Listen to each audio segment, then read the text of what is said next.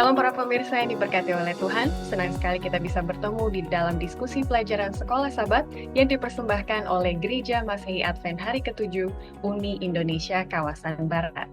Pernahkah saudara berada di dalam situasi kondisi lintas budaya dan karena sikon terpaksa harus bersaksi mengenai kebenaran karena gaya hidup dan nilai hidup kita terlihat berbeda dari orang-orang di sekitar? Apa yang bisa kita pelajari dari Esther dan Mordekai ketika berada di dalam situasi dan kondisi tersebut? Mari kita diskusikan bersama dua narasumber kita, Pendeta Sony Situmorang, Direktur Komunikasi Uni Indonesia Kawasan Barat, dan juga Pendeta Daniel Taja, Direktur Pemuda Advent, Conference DKI Jakarta dan sekitarnya. Shalom Bapak Pendeta, terima kasih sudah hadir. Terima kasih kita sudah datang di pelajaran ke-12 dengan judul Esther dan Mordekai. Sebelum kita akan berbincang-bincang, saya akan bacakan terlebih dahulu salam-salam dari para pemirsa yang sudah ada di kolom komen dari video kita di YouTube. Untuk Pendeta Daniel Taja, saya mau menyampaikan beberapa salam. Yang pertama dari Daniel Sengke, Jemaat Galilea Tumpaan, yang mengatakan, terima kasih untuk diskusi Sekolah Sabat yang sangat menarik dan memotivasi. Berikutnya dari Alex Solipat, Gereja SDA Bunsadan, Kota Marudu di Sabah, Malaysia. Terima kasih atas diskusi Sekolah Sabat yang sangat memberkati kita semua. Ada nama baru juga, Hari Adolong. Selamat datang Bapak Hari Adolong. Dari Setiawan Sitepu, dari Distrik Langkat Hulu, Sumatera Utara, mengatakan terima kasih atas pembahasannya. Berikutnya, Medina Yenusi, dari Sorong, Papua Barat Daya. Ini ada misi baru di Uni Timur. Selamat datang, Medina Yenusi mengatakan, saya pernah bertemu Bapak Pendeta Dwi di Jemaat Timoho. Nah, ini pelajaran lalu ada Bapak Pendeta Dwi dari Jawa kawasan tengah. Berikutnya Bapak Dani Tulalo mengatakan, terima kasih pelajaran saat ini membuat saya mendapat ide untuk menjangkau bagi mereka yang ada di kota. Dan terakhir yang akan saya sampaikan kepada Pendeta Daniel Taja dari Konsing Atong, Gereja Sungai Laut, mengatakan terima kasih dengan perkongsian Sekolah Sabat. Apa pendapat dan juga semangat dari Pendeta Daniel Taja melihat antusias para pemirsa dari Indonesia dan juga dari luar negeri? Silakan Pendeta Daniel Taja. Wow, puji Tuhan ya, saya boleh menyaksikan bahwa saudara-saudara bukan saja di tanah air, tapi rupa-rupanya tembus lintas negara. Sama seperti pelajaran Sekolah Sabat yang akan kita pelajari, bahwa sesungguhnya lintas budaya. Dan rupa-rupanya pelajaran Sekolah Sabat kita ini telah tembus ke beberapa daerah dan juga negara. Dan kita percaya dengan antusiasme, maka kemudian melalui program ini terberkatilah banyak orang dan kita boleh menjadi saksi-saksi yang tangguh bagi Yesus Kristus Tuhan kita. Saya pikir itu yang boleh saya sampaikan untuk saudara-saudara yang sudah menyampaikan berita atau menyampaikan informasi sehubungan dengan terberkatinya mereka melalui pelajaran Sekolah Sabat yang telah disediakan oleh Departemen Komunikasi dan Uni Indonesia Kawasan Barat. Terima kasih. Terima kasih Pendeta untuk kehadirannya, kami sangat menghargai sekali.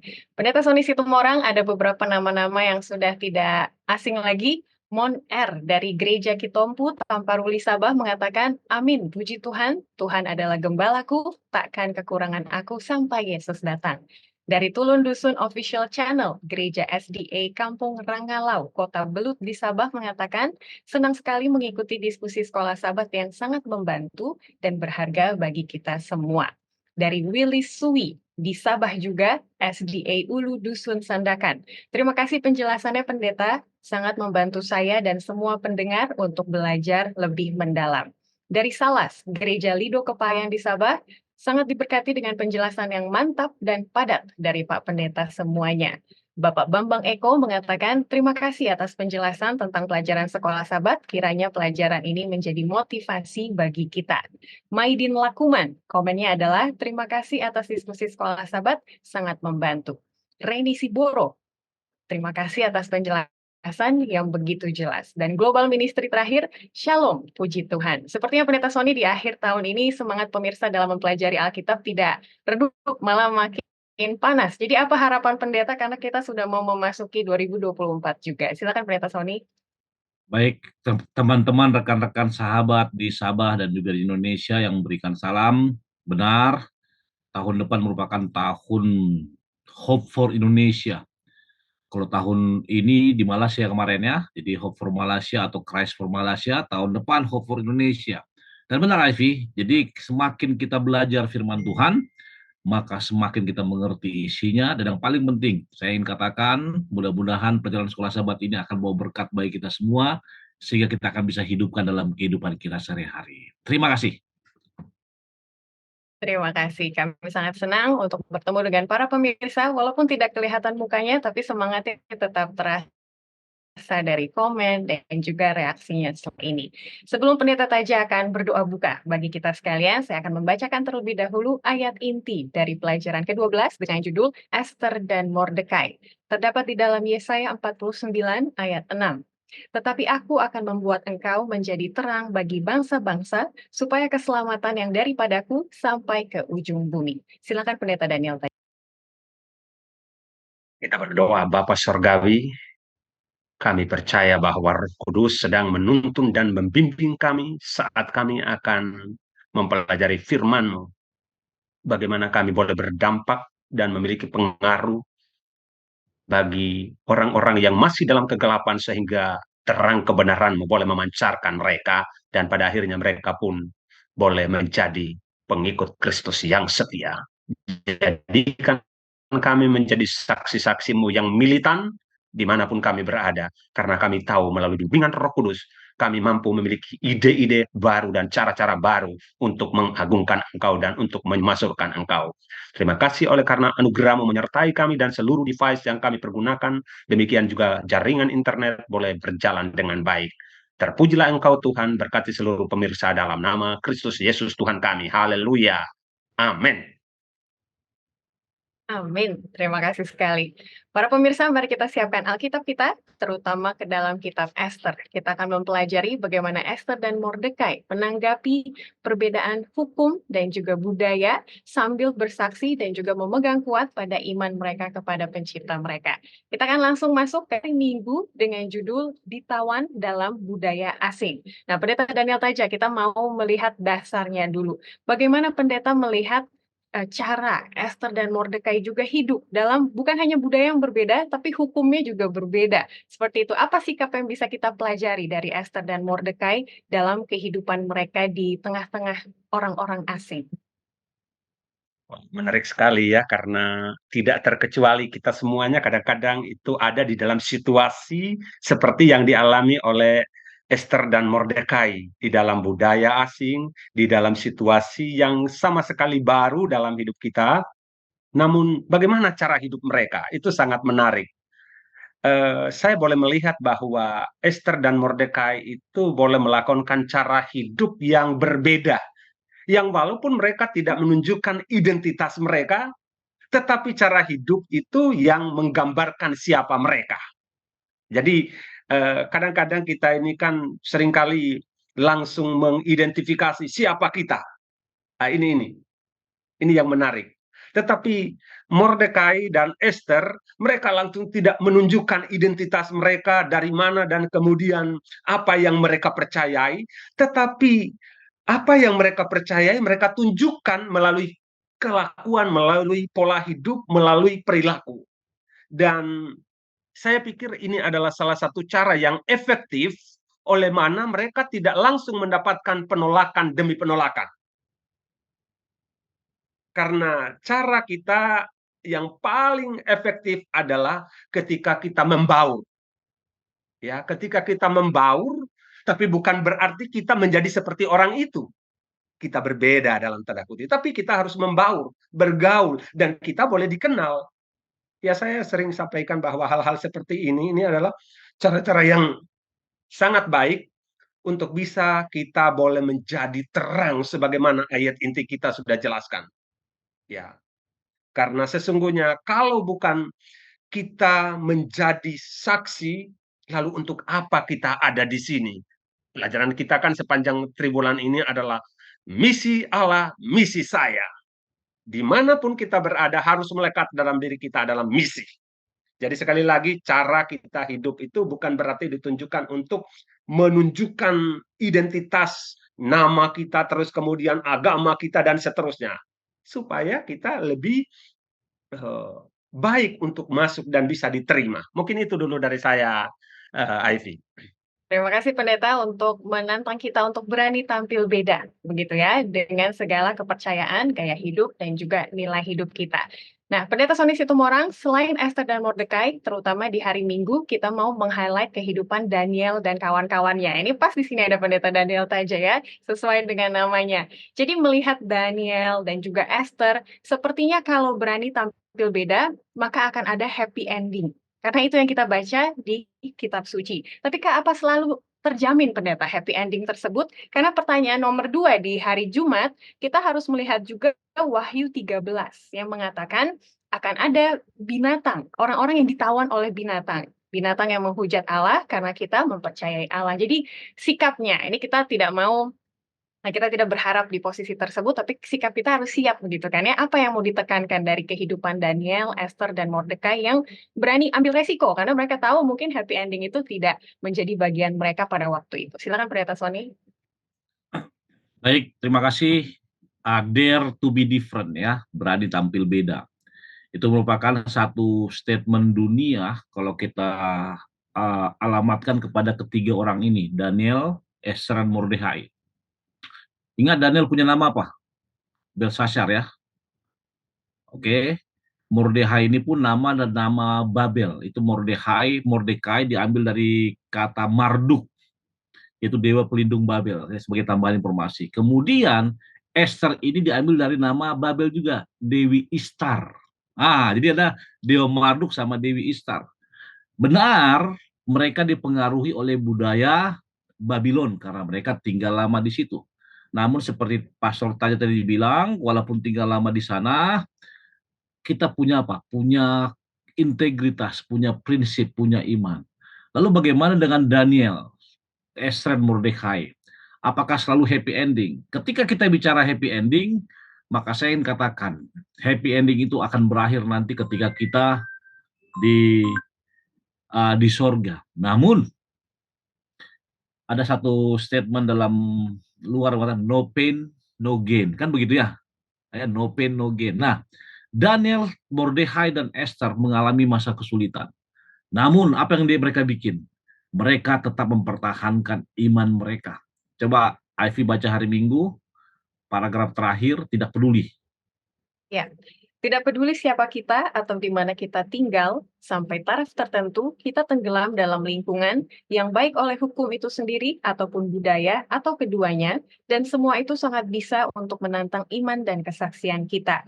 Kisah-kisah dalam kitab Daniel, walaupun selalu berakhir dengan bahagia dalam tanda kutip, menyatakan bahwa bahkan dalam keadaan yang sulit, orang-orang bisa tetap setia kepada Allah. Bahkan jika tidak ada dari kisah-kisah ini yang berakhir bahagia, tidak ada keraguan bahwa orang-orang ini akan tetap melakukan hal yang benar. Ingat, Daniel dipuji oleh Raja Babylon. Allahmu, Tuhanmu lah yang apa? Allah yang benar-benar ya. Lalu ketika kisah Ezra Mordechai, kita terlalu awal sebenarnya saya katakan. Di akhir nanti, kita lihat juga bahwa Ezra Mordechai selamat. Bahkan orang yang sirik, curiga, dengki, Haman akan apa? Terpuruk. Itu dari saya. Terima kasih. Terima kasih pendeta sekalian, dan bagi para pemirsa silakan dilanjutkan diskusinya di UKSS masing-masing melihat pertanyaan paling bawah. Jadi melihat diri kita, kehidupan sekarang, kira-kira tantangan iman apa saja dan bagaimana kita menanggapinya. Apakah berbeda ataupun ada kesamaannya dengan Daniel, Esther, dan Mordekai? Semoga itu menjadi perenungan dan juga kekuatan bagi kita sekalian. Kita akan maju ke hari Senin. Kali ini judulnya adalah Di Hadapan Pengadilan Asing. Kita mau melihat latar belakang apa yang terjadi di sekitar kehidupan Esther dan Mordekai, sehingga keputusan mereka untuk tampil berbeda itu sebenarnya sulit, Pendeta Daniel Taja, karena ada kuasa politik pada saat itu, lalu status mereka sebagai orang Yahudi di negara tawanan itu seperti apa, dan juga Esther yang mau menggantikan ratu yang kemarin itu juga sulit gitu. Jadi bagaimana Pendeta latar belakang dari situasi Esther dan Mordekai saat itu? Ya, kita tahu bersama sebenarnya memang mereka berada dalam keadaan yang tidak baik-baik saja.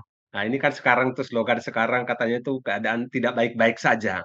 Tetapi dari satu sudut pandang kita harus bisa melihat bahwa sekali lagi Dimanapun kita ditempatkan, jangan kita berpikir bahwa itu adalah comfort zone. Ini saya mau sampaikan.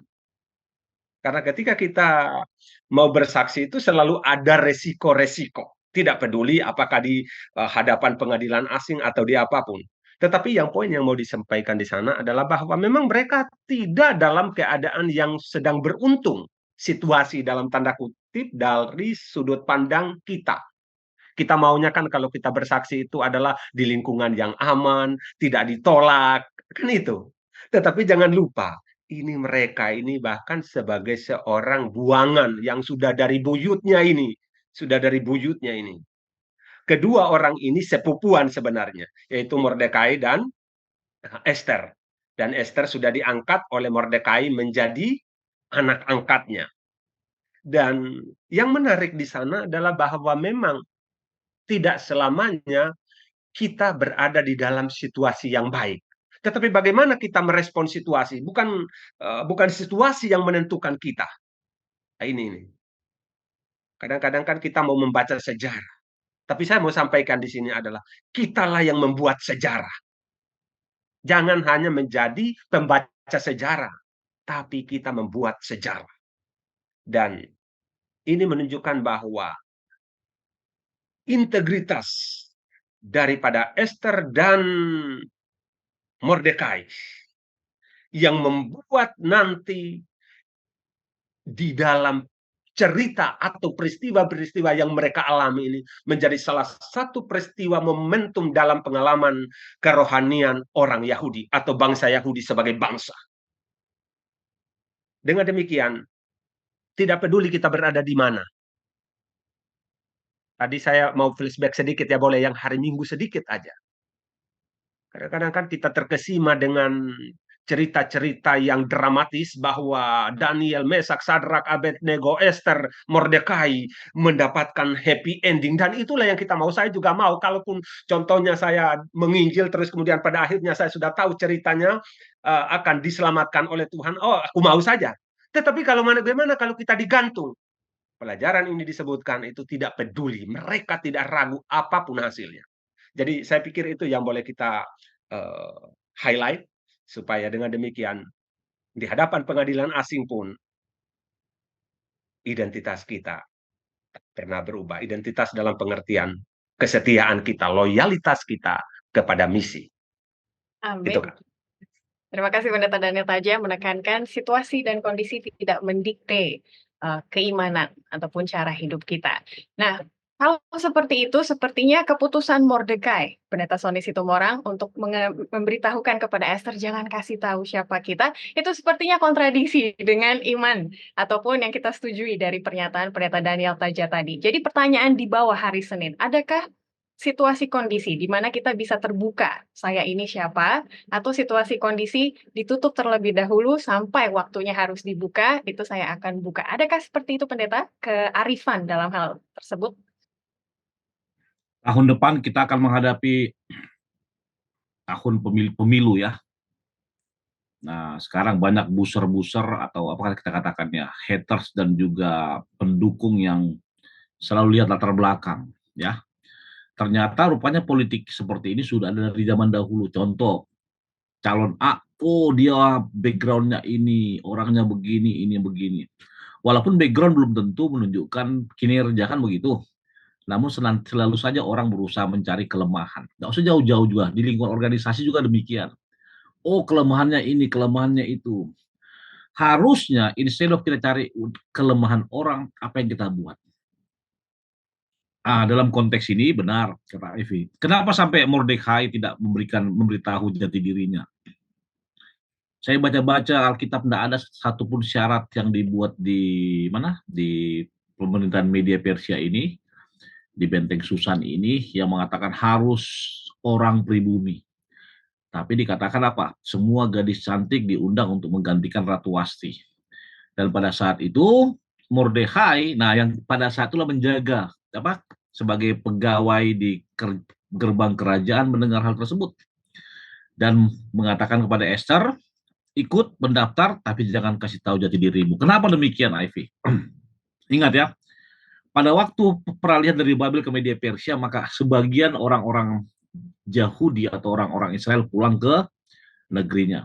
Sebagian lagi masih tetap di sana. Dan yang unik Mordekhai yang kita bahas ini bukan Mordekhai yang pulang. Saya lupa tadi kasih tahu ada dua Mordekhai. Satu Mordekhai tangan kanannya Jerubabel yang pulang ke Israel, Yerusalem. Satu lagi Mordekhai dalam kisah ini yang merupakan apa kita katakannya ya sepupu atau dari ayahnya Esther. Jadi ini ayah angkatnya lah. Yang mereka buat adalah apa? Apakah kita boleh menyembunyikan jati diri kita? Dalam konteks ini mereka mengikuti tidak menyembunyikan jati dirinya. Hanya apa? Hanya mereka berusaha untuk bijaksana, sama seperti kita Ivy, Pastor Daniel. Ketika kita menginjil keluar, kita menginjil melalui kesehatan. Artinya gini, supaya dari apa yang kita buat orang akan bertanya siapa kita. Supaya orang jangan langsung tutup gerbang, tutup horden, tutup pintu. Contoh, misalnya Pastor Taja dari Kupang, saya dari Batak. Dalam pikiran Pastor Taja, orang Batak itu selalu makan orang. Sehingga ketika saya bertamu ke rumahnya, belum tahu sebagaimana karakter saya, dia tutup pintu. Habis sudah. Oke, benar kan? Tapi ketika saya masuk ke rumahnya, kemudian ramah, kita bersahabat, lalu dia tahu, kamu asal dari mana?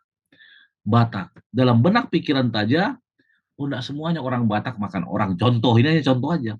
Demikian juga dengan Esther Mordechai. Ingat dulu mereka dianggap budak, dianggap penyelusup, dianggap tawanan. Tapi iman mereka, tapi budi pekerti mereka, tapi akhlak mereka bahkan bisa bersaing dengan ratusan wanita cantik menunjukkan siapa mereka. Dan pada akhirnya bukan dari latar belakang sukunya atau bangsanya yang dilihat, tapi apa? The way how she perform, cara dia menunjukkan siapa dirinya, cara dia menunjukkan siapa Tuhannya. Dan ketika dia sudah menunjukkan Tuhannya dan raja terkesima, apa yang terjadi? Nah ini dia. Iman itu apa? Membuat segala sesuatu berbeda. Itu dari saya, Ivy. Terima kasih Pendeta. Jadi ada istilah prejudis yang kita pelajari beberapa pelajaran lalu ya. Jangan kita memiliki prejudis terhadap orang lain, dan dalam hal ini Esther dan Mordekai tidak mau membangun prejudis sebelum orang benar-benar mengetahui mereka. Jadi itu salah satu alasan mengapa identitas latar belakang kebangsaan mereka tutupi untuk sementara. Kalau ada waktunya nanti kata Mordekai itu akan dibuka ya. Terima kasih para pemirsa, itu sudah menjawab pertanyaan nomor 3 di hari Jumat. Silakan didiskusikan di UKSS masing-masing. Sekarang kita maju ke hari Selasa. Judulnya adalah Kesaksian tentang Kesetiaan Mordekai. Nah ini Pendeta Daniel Taja tidak mudah juga. Karena apa yang Mordekai lakukan itu efeknya bukan hanya kepada dia, tapi bangsanya. Nah biasanya orang mau setia, beriman, dalam sebuah ujian, kalau yang rugi dia nggak apa-apa, saya ambil resikonya begitu ya. Tapi kalau sudah mengena resikonya ke keluarga, ke yang lain-lain, bisa ciut juga keimanannya karena sudah mau membahayakan orang lain. Apa yang bisa kita pelajari dari kesetiaan Mordekai walaupun ada potensi membahayakan orang lain? Silakan Pendeta Taja. Seperti yang saya sudah bilang tadi itu, Ivy, bahwa memang orang itu banyak yang mau lari untuk menghadapi resiko, dari menghadapi resiko. Tetapi sebagai orang-orang yang beriman, kita tahu itu pasti ada resiko. Tidak berbuat aja itu ada resiko. Nah, jadi maksudnya jangan berpikir itu kita tidak melakukan sesuatu tidak ada resiko. Semuanya pasti ada resiko. Dan yang menarik di sini adalah bahwa Mordekai sekalipun sudah sekian lama, saya mungkin sampaikan sedikit, sekalipun sudah sekian lama, tetapi kesetiaannya itu tidak pernah berubah. Itu yang pertama. Tapi sebelum saya sampai di sana, saya sedikit mau berikan kesaksian dulu sehubungan dengan pelajaran hari Senin, Kak. Karena ini adalah pengalaman. Kami tahun 2016 Desember, ini Pendeta Sony ini tahu nih, tahun 2016, kami ingin coba menjangkau mereka yang sama sekali itu nggak pernah mendengar nama Yesus Kristus. Dan Ivy tahu dan pemirsa tahu, kita tidak langsung membawa bendera. Kami dari gereja masih Advent hari ke-7. Saya orang Advent, saya dari Kristen dan lain sebagainya. Tapi bagaimana kami menjangkau mereka di sana sekitar ada 3.000 pengungsi. Dan dari situlah kami coba berkenalan dulu. Mulai dengan bahasa, mereka bahasa Inggris juga nggak bisa, kami juga tidak terlalu baik. Tapi mereka bisanya bahasa Parsi. Bahasa Parsi. Bagaimana? Tapi kita coba bersahabat. Mereka tadinya itu agak, reject lah. Tetapi ketika kita datang karena kita ingin berbuat baik, kita mau memberikan kebaikan kepada mereka, melalui itu dan tidak beberapa lama, mungkin sekitar beberapa bulan, kami coba mendirikan sebuah sekolah namanya itu Hope Learning Center untuk para pengungsi. Mereka nggak tahu, mereka pikir kita ini ya memang hanya orang-orang bukan dari latar belakang agama tertentu. Tetapi Ivy, melalui cara pendekatan seperti inilah, akhirnya mereka bisa mengenal kita, bukan karena, oh saya langsung memberitahukan saya ini orang Advent, tetapi melalui cara-cara hidup tadi. Oke, kita kembali kepada kesetiaan Mordekai. Ivy dan pemirsa, disinilah yang saya mau sampaikan. Tidak ada yang boleh menggerus, ya. Tidak ada yang boleh menggerus kesetiaan kita kepada Allah dan kepada misinya. Kalau kita baca pelajaran sekolah sahabat ini, sebenarnya sedang menemplak kita. Kadang-kadang kalau kita berada dalam situasi yang benar-benar sudah terancam, kita mulai ciut. Dan bisa saja, ya istilahnya kita mungkin bisa menyangkal, tapi saya pikir sih pemirsa dan kita semuanya itu tidak akan ya. Jadi persiapkanlah diri kita, baik atau tidak baik waktunya, untuk tetap setia pada misinya. Itu yang boleh saya sampaikan sehubungan dengan pelajaran sekolah sahabat kita di pelajaran hari Selasa. Kesaksian tentang kesetiaan Mordekai. Mordekai. Betul sekali pendeta. Di kalimat pertama saja sudah dikatakan cepat atau lambat. Risiko itu akan kita hadapi juga. Apalagi kalau pemirsa lihat kalimat terakhir di hari Selasa dikatakan, satu bangsa yang kebiasaannya berbeda dan tidak menuruti hukum-hukum raja. Sungguh satu resep yang sempurna untuk mendapatkan penganiayaan. Mungkin dengan kata lain adalah sesuatu hal yang berbeda pasti akan kelihatan gitu ujung-ujungnya gitu ya dengan cara hidup kita, prinsip-prinsip yang kita lakukan. Nah, ini Pendeta Sony Situmorang kita akan lanjutkan dengan melihat sepertinya kalau kita lihat di kisah-kisah di Alkitab, Esther, Mordekai, dan juga Daniel dan kawan-kawannya, saat-saat mereka diuji, itulah saat Tuhan mau memperlihatkan siapa Dia, sepertinya begitu ya. Kita harus paham rumus ini pendeta, karena kalau kita tidak paham, kita tidak siap hidup sulit, susah, dan juga diuji. Apa yang mau Tuhan gunakan dari situasi yang kepepet ini untuk memperlihatkan keselamatan ataupun kebesarannya? Silakan Pendeta Situmorang. Baik, dalam setiap disiplin ilmu, mata kuliah apa saja ada namanya paralelisme. Kisah yang paralel. Kalau dalam teologi, ada perjanjian lama diulang di perjanjian baru namanya tipologi. Oke. Yang mirip. Nah, kemudian tadi Ivy ini tidak tipologi, cuman ini kisahnya tidak terlalu jauh. Benar, Daniel orang asing, Esther Mordekai orang asing. Daniel, Sadrak, Mesak, Abednego dipersekusi, ditekan, diancam. Esther Mordekai ditekam dan diancam. Nggak usah jauh-jauh, kita lihat. Di Indonesia sendiri sering sekali orang menggunakan rasis untuk apa? Untuk menekan. Saya masih ingat, saya tidak akan sebut nama supaya tidak melanggar undang-undang ITE, ketika seorang gubernur dari keturunan minoritas terpilih, banyak orang yang apa? Yang tidak bagus. Tapi coba lihat ketika 5 tahun dia bekerja, terlihat perubahan yang signifikan. Dan berani dia mengatakan bahwa saya tidak takut jabatan ini diambil katanya, karena saya punya Tuhan. Nah, ini mungkin contoh di Indonesia.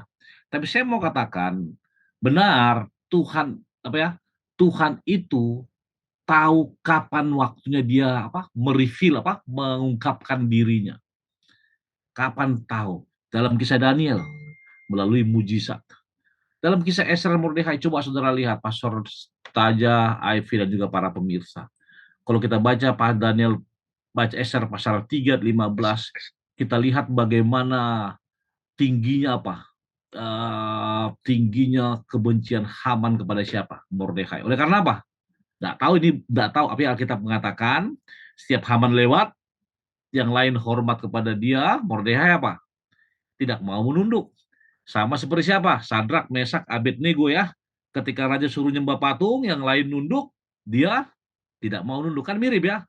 Kemudian kenapa demikian? Karena Mordekai hanya berlutut kepada Tuhan. Mungkin untuk lebih jelas, Ivy boleh baca, Ivy, paragraf kedua dalam Ester 3 sampai Ester 3 kedua setengah aja. Silakan, Ivy. Baik. Dalam Ester 3 kita belajar bahwa Raja Ahasveros mengaruniakan kehormatan kepada Haman dan memberikan kepadanya sebuah posisi yang tinggi dan penuh dengan kekuasaan. Setiap orang diperintahkan untuk bersujud di hadapan Haman. Tetapi kita baca, dan semua pegawai raja yang di pintu gerbang istana raja berlutut dan sujud kepada Haman, sebab demikianlah diperintahkan raja tentang dia. Mordekai tidak berlutut dan tidak sujud. Oke, paragraf terakhir, Ivy, langsung, biar cepat.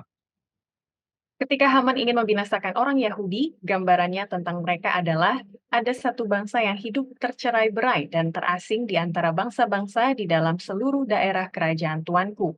Dan hukum mereka berlainan dengan hukum segala bangsa, dan hukum raja tidak dilakukan mereka, sehingga tidak patut bagi raja dan membiarkan mereka leluasa.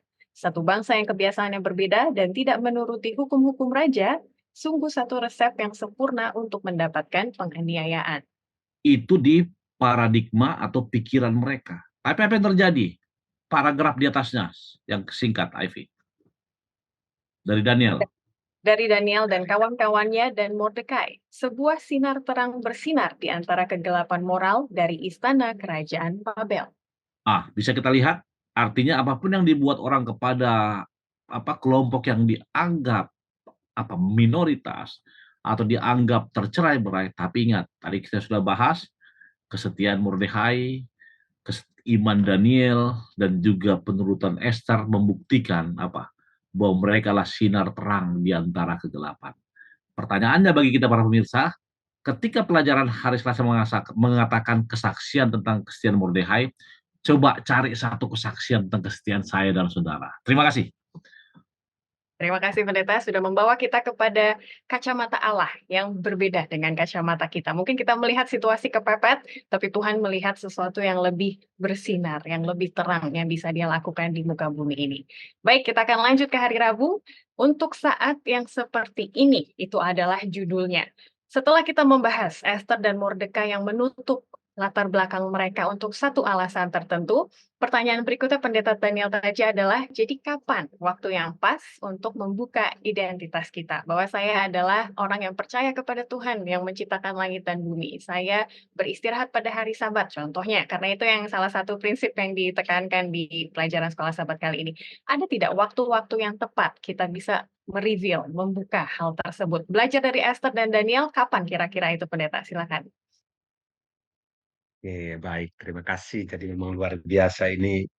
Kita memang itu step by step, ya, langkah demi langkah. Dan kemudian ada saat di mana kita mengungkapkan secara menyeluruh dan secara gamblang siapa kita. Dan ini menarik ini, bukankah dalam situasi yang sangat genting ini sudah benar-benar itu pembinasaan secara massal, ya. Hukum ini adalah diterapkan untuk dibinasakan secara massal kepada seluruh umat Tuhan yang ada di Susan tentunya. Karena tadi itu kebenciannya. Tetapi yang menarik di sini adalah tampil. Tampil dan bukan saja seperti yang disampaikan dari pertama tadi itu masih agak samar-samar atau kita mingle. Tapi ini benar-benar tampil secara luar biasa, secara nyata dan bisa apa. Dan disinilah dia memberikan kesaksian yang utuh. Dia mengungkapkan pertanyaan dari Ivy tadi itu kapan? Ya saya pikir kita tidak ada rumus, ya tidak ada rumus kapan dan kapan. Kita tahu melalui tuntunan Roh Kudus kapanlah saatnya bagi kita yang paling tepat untuk mengungkapkan isi kebenaran secara gamblang. Dan di saatlah momentum untuk menentukan, di saat itulah momentum menentukan keselamatan bagi orang lain, bagi bangsa kita, bagi umat-umat. Jadi tidak ada frame waktu yang kita bisa, oke, setelah ini baru ini baru ini. Saya cuma mau sampaikan bahwa melalui bimbingan Roh Kudus, kita tahu saat yang tepat oleh mana kita mengungkapkan kebenaran itu secara utuh dan holistik. Sehingga dengan demikian itu kita akan lanjut nanti kepada bagian yang berikut. Ya. Bagaimana efek, dampak, hasil dari pengungkapan kebenaran yang utuh.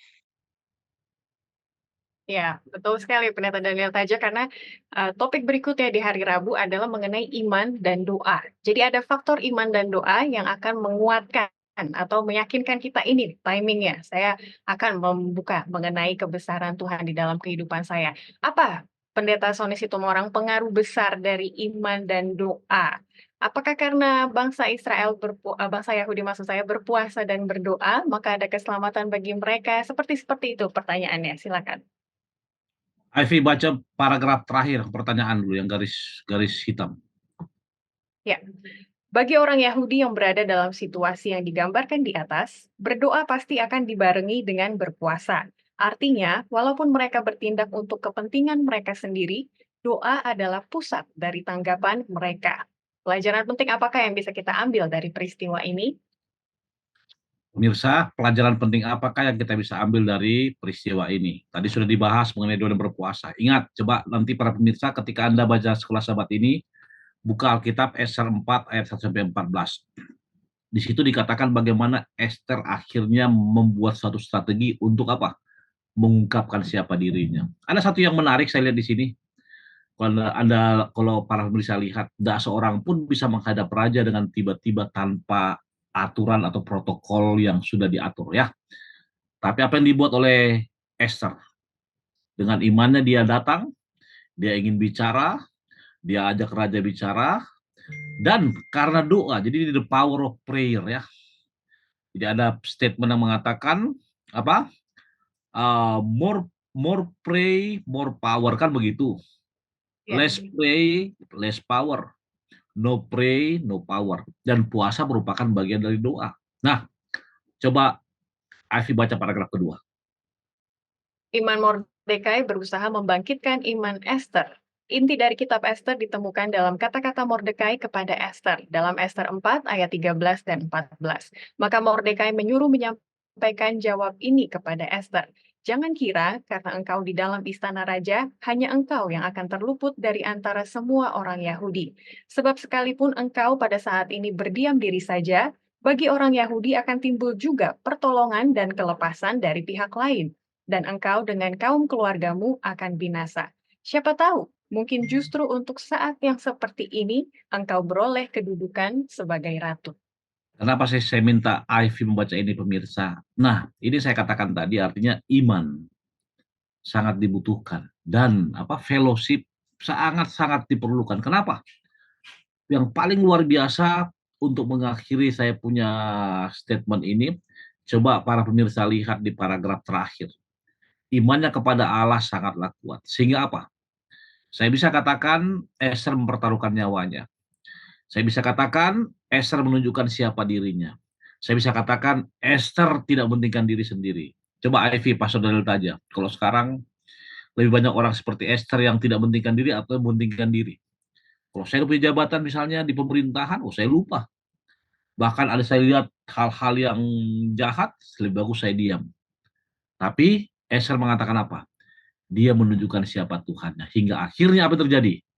Dia nyatakan hal tersebut. Bahkan dia kasih tahu ada orang yang mau membunuh bangsa saya. Hasil terakhir, Haman, keluarganya, semua ada suatu ceritanya, dibinasakan. Terima kasih dari saya. Ya. Terima kasih pendeta sudah menekankan bahwa iman Esther bukan hanya muncul atau baru muncul saat dia minta bangsa Yahudi untuk berdoa dan berpuasa, tapi ketika dia menghadap raja, sudah kita lihat imannya dari dulu begitu ya. Baik, kita akan masuk ke hari Kamis. Terakhir, kita akan melihat mujizat Purim. Jadi apa yang Tuhan perlihatkan, Pendeta Daniel Taja, untuk menghargai keimanan dan juga kesungguh-sungguhan bangsa Yahudi yang berserah kepada Dia? Silakan Pendeta. Sekali lagi saya cuma mau sampaikan dari yang awal tadi itu. Memang kalau kita baca cerita-cerita ini kita excited-nya luar biasa karena kita pengen memiliki pengalaman yang seperti ini. Tapi saya cuma mau sampaikan adalah ada atau tidak ada mujizat, jangan pernah ragu bahwa itu sesuai dengan yang kita harapkan ya. Kita bersyukur bahwa di pelajaran hari Kamis itu memberikan happy ending tadi itu. Tetapi jangan bergantung kepada mujizat seperti di dalam kacamata kita. Saya cuma mau sampaikan itu. Karena kalau kita mau sampaikan hanya cuma itu, maka kemudian kita tidak akan melihat pengalaman Petrus dan semuanya yang digantung dengan cara yang lain. Apa maksud saya? Saya cuma mau sampaikan, kalau ada kelepasan secara dramatis seperti yang dialami, oh haleluya. Tapi kalaupun tidak, praise the Lord. Ah, sorry, kalaupun tidak, praise the Lord karena jangan lupa, mungkin untuk saat-saat seperti inilah Tuhan melihat bahwa kita ada sebagai pembeda. Jadi sekali lagi Ivy dan pemirsa di rumah dan dimanapun kita berada, iman kita bukan bergantung kepada mujizat yang bisa dilihat dengan kasat mata atau dengan pengalaman kita sendiri. Oleh karena saya dilepaskan dari penyakit, saya dilepaskan dari penganiayaan, saya akhirnya melewati itu dan akhirnya saya sekarang masih hidup. Oh no, Pendeta Sony tadi sudah sampaikan bahwa happy ending itu bukan seperti yang dalam film-film atau dalam cerita ini. Happy ending Pendeta Sony dari awal tadi adalah ketika kita berada dengan juru selamat kita yang memiliki misi ini ada di dalam sorga. Saya pikir itu, dan kita bisa melihat nanti itu di Esther pasal yang ke-9 dan pasal yang ke-10 itu berbicara tentang hal itu. Ya, bagaimana menjadi seorang yang dihormati di sana. Oh, itu adalah bonus-bonus saja. Dan bagaimana mereka akhirnya merayakan hari raya Purim, tanda kebebasan dan kelepasan. Oh, itu hanyalah bagian kecil. Dan itu sebenarnya menggambarkan sesuatu yang lebih besar. Mungkin itu yang boleh saya sampaikan. Ya, benar betul sekali dan sesuatu yang lebih besar itu ditulis di Ester 8 ayat 17. Dan lagi, banyak dari antara rakyat negeri itu masuk Yahudi, alias mereka jadi kenal siapa Allah yang disembah oleh Ester dan juga Mordekai. Bukankah ini inti dari pelajaran sekolah sahabat selama 1 kuartal? Misi kita kepada orang lain adalah misi Allah bagi diri kita juga. Pendeta Sony boleh tolong tambahkan sebelum kita melihat tantangan mingguan mengenai pengetahuan Allah yang akhirnya diketahui dan juga diterima oleh banyak orang. Oke, Ivy boleh baca paragraf ke-3 dan 4. Ya, mujizat dalam peristiwa Purim terjadi dalam keadaan yang tidak biasa. Mujizat itu tersembunyi, tersamarkan dalam peristiwa-peristiwa yang tampaknya alami. Hukum untuk membinasakan orang Yahudi tidak dibatalkan, tetapi sebuah hukum yang baru ditulis yang mengizinkan bangsa Yahudi untuk mempertahankan diri mereka sendiri. Perhatikan juga apa yang terjadi dan bagaimana Allah sanggup untuk bekerja melalui peristiwa-peristiwa ini.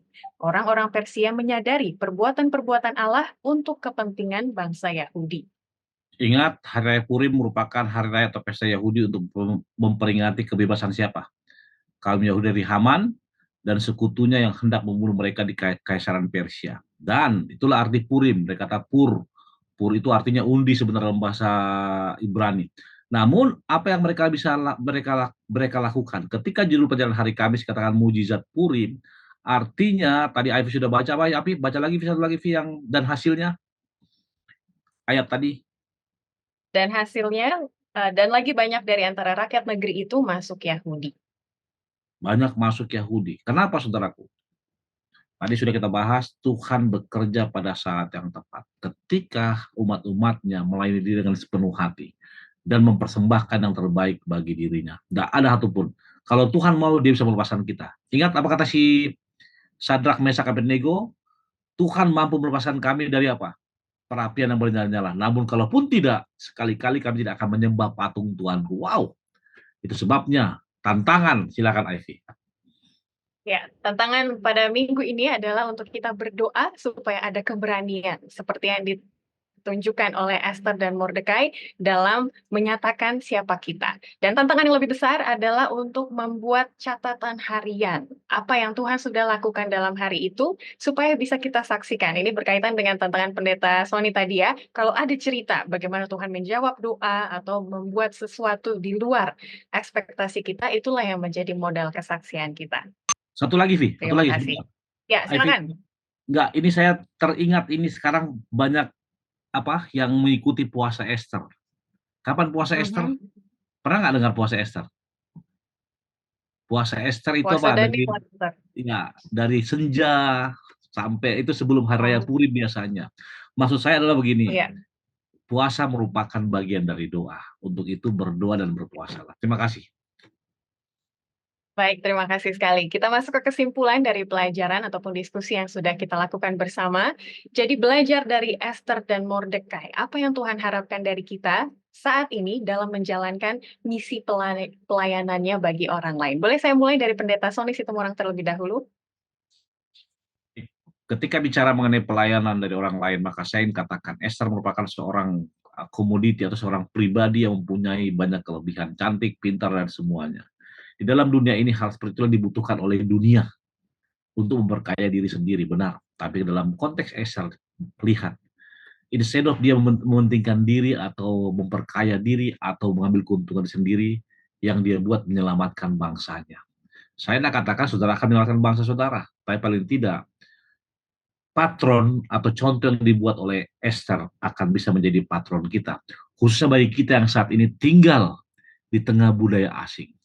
Anda bisa mengerti maksud saya pemirsa? Kita sekarang tinggal di tengah budaya asing. Terima kasih. Terima kasih sekali. Pendeta Daniel Taja, silakan dengan kesimpulannya. Ya baik, terima kasih Ivy. Jadi sekali lagi itu, apakah kita punya misi kepada komunitas ketika kita hadir di sana? Itu saja sangat sederhana. Sehingga dengan demikian apa yang telah diperagakan oleh Mordekai dan Esther, mereka punya maksud. Tuhan punya maksud untuk mereka ada di sana. Dalam situasi-situasi itu ingatlah, saya di sini Tuhan tempatkan untuk misi bagi komunitas di mana saya ada. Untuk keselamatan mereka dan sudah bareng tentu untuk keselamatan saya. God bless. Amin. Amin, puji Tuhan. Baiklah para pemirsa, inilah saatnya kami akan menanggapi pertanyaan-pertanyaan yang telah masuk dari para pemirsa melalui kolom komen. Ada 2 pertanyaan yang akan kita bahas bersama. Yang pertama dari Michael Gabrish, saya tujukan kepada Pendeta Sony Situmorang. Pertanyaannya adalah bagaimana cara kita menjangkau kepada mereka yang belum terjangkau, sedangkan saya tidak punya keahlian dalam berbicara. Ini seperti pertanyaan Musa ya, Pendeta Sony Situmorang, kalau boleh saya ingat. Silakan Pendeta dengan kekuatan bagi saudara Michael Gabrish. Ada dalam bahasa Inggris artinya seseorang yang pintar bicara, namanya eloquence atau apalah itu, saya masih ingat. Jadi Musa tidak bisa bicara, tapi ketika Tuhan mau menggunakan dia, yang unable dibikin jadi apa? Able ya. Tapi saya tidak akan mengarah ke sana, Pak Michael Gabrish. Bagaimana cara kita menjangkau kepada mereka yang belum terjangkau dan tidak mempunyai keahlian dalam berbicara. Ketika Anda tidak ahli berbicara, pasti Anda bisa menulis. Ketika Anda pandai bicara, pasti Anda bisa apa? Mengetik pesan atau buat suatu karya. Kenapa saya pilih pertanyaan ini? 3 tahun terakhir, 4 tahun terakhir merupakan suatu momen di mana digitalisasi sangat-sangat didepankan. Untuk itu Pak Gabrish, saya sarankan menginjil melalui apa? Digital evangelism. Bagaimana caranya? Kita akan sama-sama bantu. Sosial media, website, dan juga platform-platform lainnya akan membantu kita untuk mengetik dan menginjil melalui digital media. Dan tumpahkan apa yang ada di benak dalam jari-jari Anda. Terima kasih, itu dari saya. Terima kasih. Dan secara simpelnya dengan like, komen, begitu Pendeta ya, dan juga share video-video rohani yang baik yang Anda tonton, itu sudah mengabarkan, membagikan, menguatkan orang lain juga. Baik, terima kasih. Pertanyaan berikutnya Pendeta Daniel Taja datang dari Saudara Morris Sianturi. Saya ingin mujizat itu nyata karena saya selalu gelisah tentang hidup ini. Tolong Pak Pendeta bagaimana supaya yakin dalam hidup. Ini mengenai iman juga sepertinya Pendeta Taja yang tadi kita sudah bahas dalam kehidupan Esther, Mordekai, dan Daniel. Silakan dengan tanggapannya. Ya, saya pikir tadi saya sudah ulang-ulangi hal itu, tapi tidak apa-apa saya ulangi lagi. Memang kita pikir tuh yang mujizat itu kalau ada yang didemonstratif dengan begitu luar biasa. Kamu hidup aja, saya hidup aja sudah mujizat sesungguhnya. Kalau kita menyadari, saya istilahnya itu masih bergerak, masih bisa berbicara, masih bisa bekerja, masih sedangkan nggak bisa bekerja pun itu masih mujizat. Jadi, pengertian mujizat itu jangan sesuatu hal yang wow begitu terus kemudian kita aplikasikan itulah mujizat yang sesungguhnya. Saya cuma mau sampaikan satu hal untuk, Bro Moris atau untuk, Saudara Moris atau Bapak Moritz, nikmatilah setiap hari dengan mujizat hadirat Allah.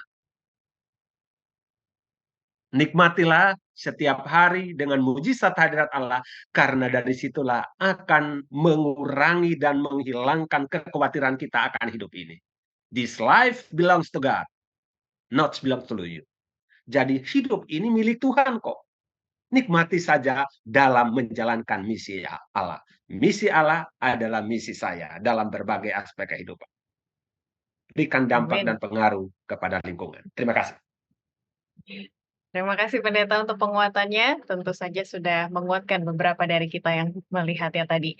Baiklah, untuk terakhir saya minta Pendeta Sony Situmorang untuk berdoa berkat bagi para pemirsa yang menyaksikan.